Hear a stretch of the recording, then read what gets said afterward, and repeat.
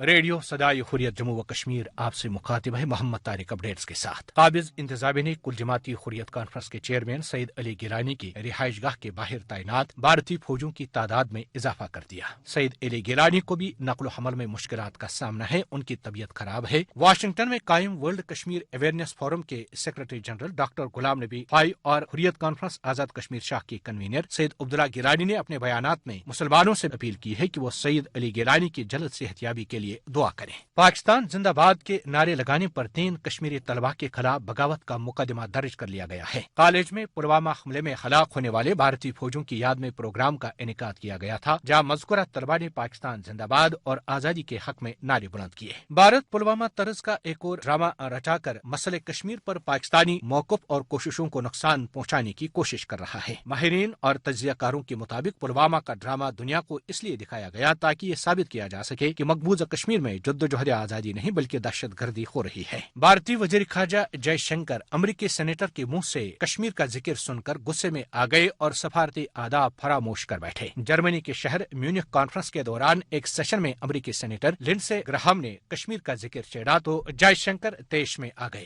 Lindsey Graham ان 4 امریکی senators میں سے ایک ہیں جنہوں نے امریکی وزیر خارجہ سے خط میں کہا کہ وہ مقبوضہ کشمیر میں بھارت کی جانب سے انسانی حقوق کی خلاف ورزیوں اور مودی کے متراجع شہریت بل کے اثرات کی 30 دن کے اندر تفتیش کریں۔ اپڈیٹس ختم ہوئے۔ بھارتی حکومت نے ریاست جموں کشمیر کی خصوصی آئینی حیثیت کے خاتمے کے بعد جہاں لاک ڈاؤن اور فوجی محاصرے سے 90 لاکھ کشمیریوں کو گھروں میں محصور کر رکھا ہے، وہیں بھارتی سامراج نے اپنی قابض فوج کی درندگی اور وحشیانہ مظالم پر پردہ ڈالنے کے لیے کشمیر میں صحافت کو بھی مکمل طور مفلوج کر دیا ہے۔ کشمیر کی معروف صحافی executive editor Kashmir Times Anuradha Bhasin مقبوضہ ریاست میں مواصلاتی پابندیوں اور آزادانہ رپورٹنگ پر عائد پابندیوں کا کشمیر کی آزادانہ صحافت پر پڑنے والے منفی اثرات کے بارے میں کیا کہہ رہی ہیں، سماعت فرمائیے۔